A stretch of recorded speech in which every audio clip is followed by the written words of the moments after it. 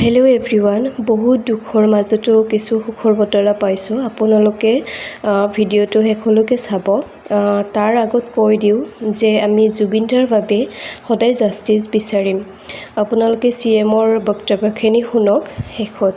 ধন্যবাদ।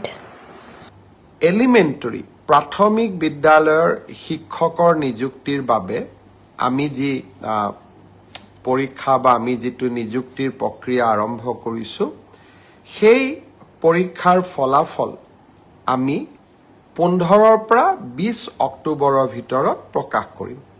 তাৰ কাৰণ প্ৰাথমিক বিদ্যালয়ৰ শিক্ষক শিক্ষয়িত্ৰীৰ পৰীক্ষাৰ ফলাফল ঘোষণা কৰাৰ আগতে আমি গ্ৰেজুৱেট টিচাৰ আৰু পোষ্ট গ্ৰেজুৱেট টিচাৰৰ ৰিজাল্ট ঘোষণা কৰিব খুজিছোঁ, যাতে অভাৰলেপিং নহয়, অৰ্থাৎ প্ৰাথমিক বিদ্যালয়ৰ শিক্ষকৰ পদ নিৰ্বাচিত গ্ৰেজুৱেট টিচাৰ বা পোষ্ট গ্ৰেজুৱেট টিচাৰসকলে দখল কৰিব নোৱাৰে আৰু আমাৰ যুৱক যুৱতীসকল যাতে বঞ্চিত নহয়।